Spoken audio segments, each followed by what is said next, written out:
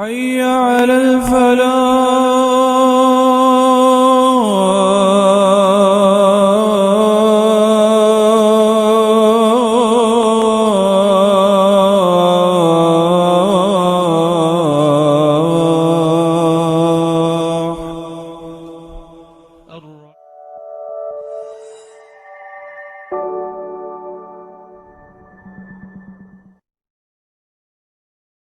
بقول يهتدي المهتدون. أعوذ بالله من الشيطان الرجيم. بسم الله الرحمن الرحيم. وقضى ربك ألا تعبدوا إلا إياه وبالوالدين إحسانا إما يبلغن عندك الكبر أحدهما أو كلاهما فلا تقل لهما أف ولا تنهرهما وقل لهما قولا كريما. وقال نبينا محمد صلى الله عليه وآله وصحبه وسلم سأل النبي صلى الله عليه وسلم أي الأعمال أحب إلى الله تعالى؟ قال الصلاة على وقتها. قلت ثم أي؟ قال بر الوالدين. قلت ثم أي؟ قال الجهاد في سبيل الله. صدق الله العظيم وصدق الحبيب الكريم ونحن على ذلك من الشاهدين والشاكرين والحمد لله رب العالمين. Ma'asyiral hadirin jamaah salat Jumat yang sama-sama dirahmati oleh Allah Subhanahu wa taala. Bersyukur kita kepada Allah Subhanahu wa taala. Pada siang hari ini Allah Subhanahu wa taala mengumpulkan kita semua dalam keadaan sehat wal afiat. Allah Subhanahu wa taala memberikan hidayah kepada kita semua. Allah Subhanahu wa taala memberikan taufiknya kepada kita semua. Sehingga pada siang hari ini di masjid yang penuh dengan keberkahan ini, di mana Allah Subhanahu wa taala mencurahkan rahmat-Nya kepada kita semua, di mana Allah Subhanahu wa taala menurunkan maghfirah-Nya kepada kita semua. Insyaallah kita semua yang hadir pada siang hari ini menjalankan kewajiban kita kepada Allah Subhanahu wa taala, yakni melaksanakan ibadah salat Jumat berjamaah. Mudah-mudahan salat Jumat kita dijadikan oleh Allah Subhanahu wa taala menjadi Jumat yang terbaik di antara Jumat-Jumat yang telah lalu. Salawat teriring salam lalu timbah curahkan kepada manusia yang paling mulia, yakni baginda Nabi kita Muhammad sallallahu alaihi wasallam, kepada keluarga sahabatnya, hingga kita selaku umatnya yang senantiasa selalu istiqamah menjalankan akan sunnah-sunnahnya. Mudah-mudahan kita semua mendapatkan syafaatul uzma dari beliau di yaumil qiyamah nanti. Amin ya rabbal alamin. Ma'asyiral hadirin jamaah salat Jumat yang sama-sama dirahmati oleh Allah Subhanahu wa taala. Melalui ibadah yang mulia ini Al-Fakir tak lupa mengingatkan kepada para jamaah semua, mari kita sama-sama meningkatkan kualitas keimanan kita kepada Allah Subhanahu wa taala, yakni biimtithalil awamirillah wajtinabun nawahi, menjalankan segala perintah Allah Subhanahu wa taala serta meninggalkan apa yang dilarang oleh Allah Subhanahu wa taala. Hadirin jamaah yang sama-sama dirahmati oleh Allah Subhanahu wa taala. Ini bulan sudah masuk daripada bulan Dzulhijjah, bulan di mana Allah Subhanahu wa taala memerintahkan kepada Nabi Muhammad beserta umat-umatnya untuk melaksanakan daripada ibadah haji di bulan Dzulhijjah. Di bulan inilah Allah Subhanahu wa taala memerintahkan kepada umat Nabi Muhammad sallallahu alaihi wasallam, diperintahkan Nabi Muhammad untuk melaksanakan, untuk menyempurnakan daripada rukun Islam yang kelima, yakni melaksanakan haji. Bagi siapa mereka? Bagi mereka yang mampu dalam bidang keuangannya, mampu dalam bidang kekuatannya, fisiknya dan lain sebagainya. Karena ini adalah ibadah yang memerlukan segala macam, baik harta maupun kekuatan yang ada pada diri umat Nabi Muhammad SAW. Hadirin jamaah yang sama-sama dirahmati oleh Allah Subhanahu wa taala. Dengan datangnya bulan Dzulhijjah, kita diingatkan kembali dengan sosok seseorang yang bisa menjadi panutan dalam hidup kita. Siapa dia? Yakni para tabi'in. Ada seorang tabi'in daripada kalangan Rasulullah sallallahu alaihi wasallam. Ketika itu, ini seorang pemuda tinggal di Yaman. Ketika tinggal di Yaman, ia ingin sekali bertemu dengan Rasulullah sallallahu alaihi wasallam. Namun sampai akhir hayat Rasulullah sallallahu alaihi wasallam, dia sama sekali tidak berjumpa dengan Rasulullah sallallahu alaihi wasallam. Sehingga Rasulullah sallallahu alaihi wasallam memerintahkan kepada Sayyidina Abu Bakar As-Siddiq dan Sayyidina Umar bin Khattab. Apa kata Rasulullah Shallallahu Alaihi Wasallam, wahai sahabat-sahabatku, nanti akan ada pada zamanmu nanti sosok seorang pemuda yang saleh, yang taat kepada Allah Subhanahu Wa Taala, yang cinta kepadamu dan dia cinta kepada orang tuanya. Dia cinta, dia bakti kepada ibundanya. Siapa dia ya Rasulullah? Dia bernama Uwais Al-Qarni. Lalu bagaimana ya Rasulullah ciri-cirinya? Kenapa engkau sangat dambakan Uwais Al-Qarni ini?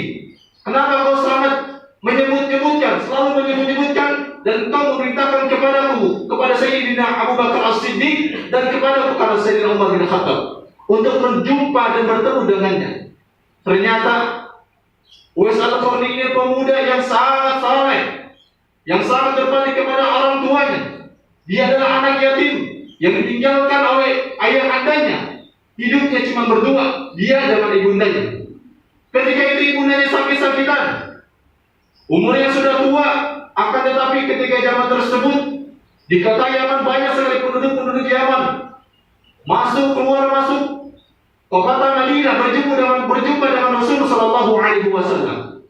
Banyak di kalangan daripada saudara-saudara Uwais Al-Qarni ketika berjumpa pulang dari kota Madinah ke kota Yaman, dia bilang sama Uwais Al-Qarni, sungguh aku telah berjumpa dengan Rasulullah Shallallahu Alaihi Wasallam.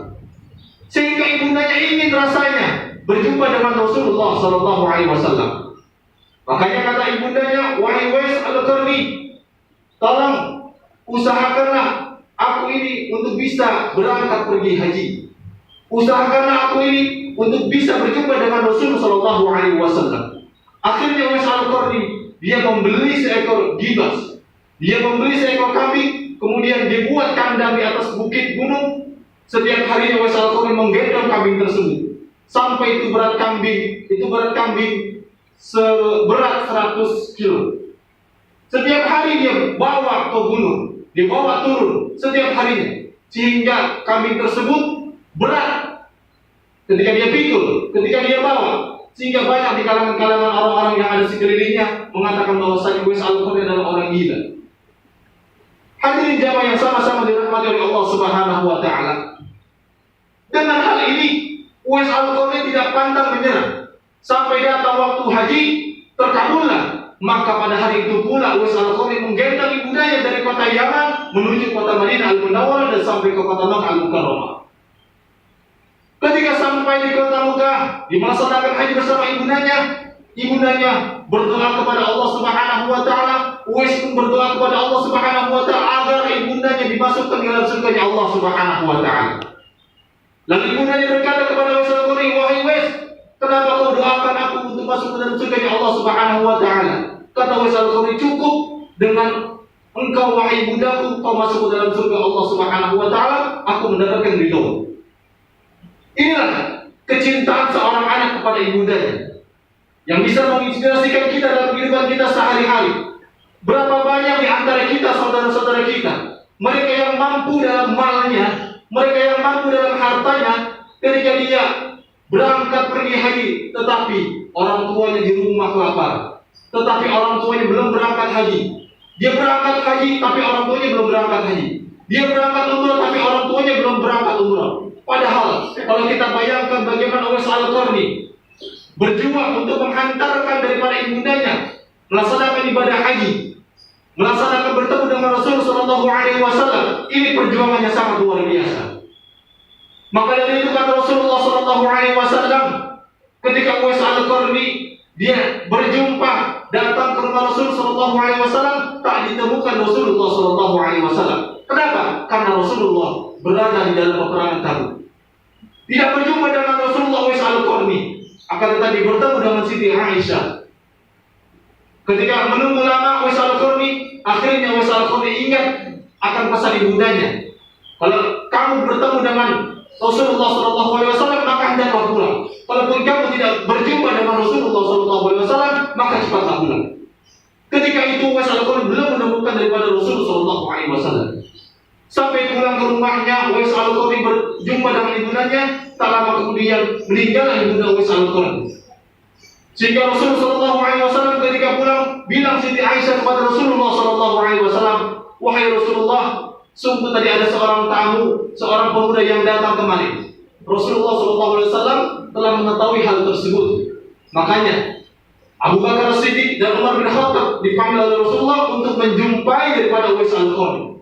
Apa tujuannya? Tujuannya Abu Bakar As-Siddiq dan Umar bin Khattab diberitakan oleh Rasulullah SAW untuk kau minta doa kepadanya, kau minta ampunan kepadanya, minta doa darinya. Kenapa? Karena dia adalah orang yang soleh, yang majhul fil ardi, masyhurun fis sama. Namanya Uwais Al-Qarni di bumi tidak terkenal, akan tetapi di langitnya Allah Subhanahu wa taala, para malaikat semua pada mengenal Uwais Al-Qarni. Kenapa? Karena kebaktiannya kepada kedua orang tuanya. Ma'asyiral hadirin, jamaah salat Jumat yang sama-sama dirahmati oleh Allah Subhanahu wa taala. Maka pantas Allah Subhanahu wa taala memerintahkan kepada kita semua di dalam surah Al-Isra dijelaskan bahwasanya a'udzubillahi minasyaitonir rajim. Bismillahirrahmanirrahim. Wa qad rabbuka 'alla ta'budu illa iyyah wa bil walidayni ihsan. Allah Subhanahu wa taala memerintahkan kepada kita semua, janganlah kau menyembah selain daripada Allah Subhanahu wa taala, wa bil walidayni ihsan.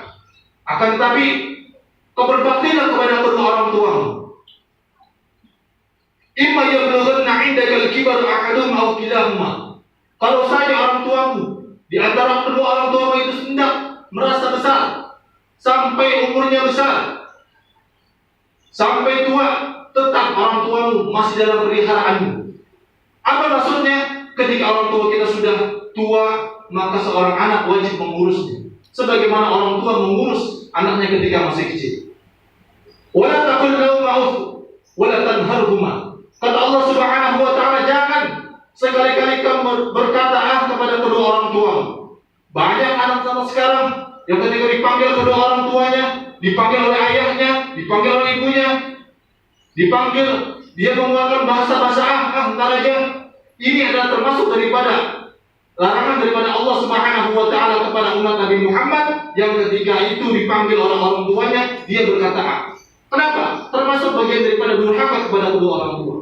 Wala tanharhuma, jangan membentak-bentak kedua orang tua. Kata Allah Subhanahu wa taala, wa qul lahum qawlan karima. Akan tetapi berkata baiklah, berkata mulialah kepada mereka, yakni orang tua kita, ibu dan bapak kita. Hadirin jamaah yang sama-sama dirahmati oleh Allah Subhanahu wa taala. Dalam hal ini pula sahabat Nabi Muhammad sallallahu alaihi wasallam Ibnu Mas'ud berkata kepada Rasulullah sallallahu alaihi wasallam, "Ayyu a'mal ahabbu ila Allah?" Amal apa sih ya Rasulullah yang dicintai oleh Allah Subhanahu wa taala? Qala as-salatu ala waqtiha. Kata Rasulullah sallallahu alaihi wasallam, amal yang sangat dicintai oleh Allah Subhanahu wa taala yakni salat pada waktunya. Salat tepat waktu. Ketika dikumandangkan azan, langsung dia bersegera menuju rumahnya Allah Subhanahu wa taala melaksanakan ibadah salat 5 waktu. Apabila ada seseorang yang demikian, maka sesungguhnya pekerjaan tersebut adalah pekerjaan yang sangat dicintai oleh Allah Subhanahu wa taala. Summa ayyuka, lalu apalagi ya Rasulullah? Birrul walidain, yakni berbakti kepada kedua orang tua. Summa ayyuka, qultu, kemudian Rasulullah sallallahu alaihi wasallam menambahkan kembali, apalagi ya Rasulullah? Kata Ibnu Mas'ud, kata Rasulullah sallallahu alaihi wasallam, al-jihadu fisabilillah, yakni jihad di jalan Allah Subhanahu wa taala. Hadirin jamaah salat Jumat yang sama-sama dirahmati oleh Allah Subhanahu wa taala. Dengan kisah yang singkat ini, pelajaran daripada kisah Uwais Al-Qarni ini sangat menginspirasikan dalam kehidupan kita sehari-hari. Sungguh merugi kita umat Nabi Muhammad, nasib kita sama seperti Uwais Al-Qarni yang tidak berjumpa dengan Rasulullah, akan tetapi namanya disebut-sebut oleh Rasulullah sallallahu alaihi wasallam. Uwais Al-Qarni belum pernah sama sekali bertemu dengan Rasulullah. Makanya Uwais Al-Qarni digolongkan oleh Rasulullah sallallahu alaihi wasallam golongan tabi'in, hanya bertemu dengan sahabat-sahabat Rasulullah sallallahu alaihi wasallam. Lalu kita yang tidak berjumpa dengan Rasulullah, apakah kita bisa mengikuti jejak daripada Uwais Al-Qarni? Kalau kita sungguh-sungguh mengikuti apa yang diajarkan oleh Allah Subhanahu wa taala, apa yang diajarkan oleh Nabi kita Muhammad sallallahu alaihi wasallam, pasti kita akan bisa melaksanakan apa yang dilaksanakan oleh Uwais Al-Qarni. Ma'asyiral hadirin, jamaah salat Jumat yang sama-sama dirahmati oleh Allah Subhanahu wa taala. Demikian khutbah singkat yang akan kita sampaikan. Mudah-mudahan kesemuanya mendapatkan manfaat untuk para jamaah semua, khususnya untuk pribadi al-fakir. Dan kita berdoa kepada Allah Subhanahu wa taala, mudah-mudahan segala penyakit yang ada di muka bumi ini dihilangkan oleh Allah Subhanahu wa taala. Serta Allah golongkan kita semua golongan orang-orang yang berbakti kepada kedua orang tua, bisa berkumpul bersama Uwais Al-Qarni, bisa bertumbuh kepada junjungan Nabi kita Muhammad sallallahu alaihi wasallam, dan Allah wafatkan kita semua dalam keadaan husnul khatimah, mati mengucapkan kalimat la ilaha illallah Muhammadur Rasulullah. A'udzu billahi minasyaitonir rajim. Bismillahirrahmanirrahim. Wal 'asri innal insana lafi khusr illa alladziina aamanu wa 'amilus shalihaati wa tawassaw bil haqqi wa tawassaw bis sabr. Barakallahu wa lakum bil Qur'anil 'azim. ونفعني وإياكم بما فيه من الآية والذكر الحكيم وتقبل مني ومنكم تلاوته إنه سميع عليم وقل رب اغفر وارحم وأنت خير الراحمين.